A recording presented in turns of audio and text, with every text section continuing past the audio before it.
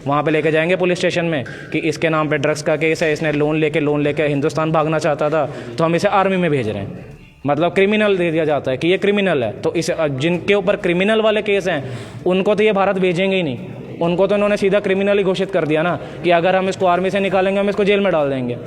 और मतलब नॉनसेंस बातें हैं कि आप एक अदर कंट्री के बच्चे को ऐसे फंसा रहे हो। और मेरे साथ इतने बच्चे थे, वो इतना रो रहे थे, गिड़गिड़ा रहे थे कि भाई हमें भी ले चलो साथ में। मैंने कहा भाई मैं कैसे लेके जा सकता हूँ, मेरे हाथ में कुछ नहीं है, ये जिसका नाम ले रहे हैं उसको भेज रहे हैं। एक लड़का था अनूप कुमार करके, उसने खुद ही अपने पैर में गोली मार ली जब उसको रात को बताया कि कल आपको मिशन पे निकलना है। क्योंकि मिशन में ये क्या करते हैं, नदी क्रॉस कराते हैं, और नदी क्रॉस करते ही आपके सिर पे 300-400 ड्रोन खड़े हैं ऊपर।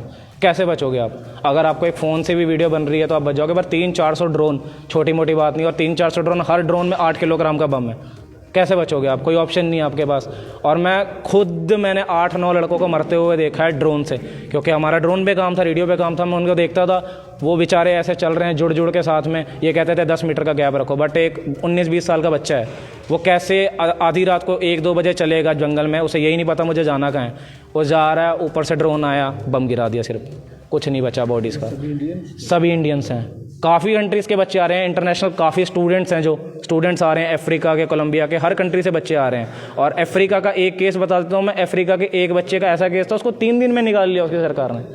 उसने पहले दिन वीडियो बनाई, उसको कुछ नहीं कहा, तीसरे दिन वो बंदा अफ्रीका पहुँच गया। उसका मेरे को लिटरली मैसेज आया जाके कि भाई मैं तो पहुँच गया अफ्रीका में, आप लोग नहीं गए अभी तक। मैंने कहा भाई हमारी सरकार तो हमें ये कह रही कि पहले तुम कोई पुख्ता प्रूफ दो कि तुम्हें ज़बरदस्ती लेके गए हैं। अब हम पुख्ता प्रूफ कहाँ से दें? कर नहीं रही आप लोगों की पैरवी। सरकार कहाँ कार्रवाई करे? अगर सरकार कार्रवाई कर रही होती, अगर आपकी इतनी मित्रता अच्छी है उनके साथ, रशिया वालों के साथ, पहली बात तो उनको ये काम ही नहीं करने चाहिए। हमें फेक डॉक्यूमेंट्स बना के दे रहे हैं, फेक डॉक्यूमेंट्स पे काम करवा रहे हैं, काम करवा के 2-3 महीने बाद सैलरी भी नहीं देंगे। सैलरी नहीं दी, उसके बाद क्रिमिनल का वो लगा के, चार्ज लगा के आपको सीधा ऑप्शन दे देंगे, या जेल चले जाओ, आर्मी चले जाओ।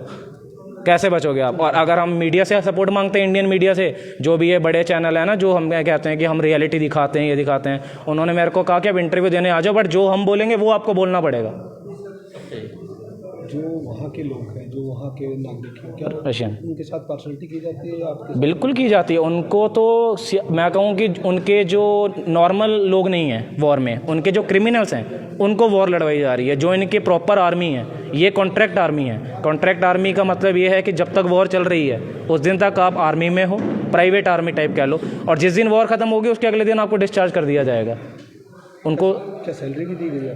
सैलरी दी जाती है, बट कई लड़कों की सैलरी मरी हुई है। एक लड़का मेरे साथ था यहाँ का, हरियाणा का, वो वहाँ पे वॉर में लड़ रहा है अभी। उसका मेरे को मैसेज आया कि भैया मेरे को ये नहीं पता कि मेरे अकाउंट से 14 लाख रुपए गायब कैसे हो गए। मतलब ये खुद ही बैंक अकाउंट, बिना नंबर के तो बैंक अकाउंट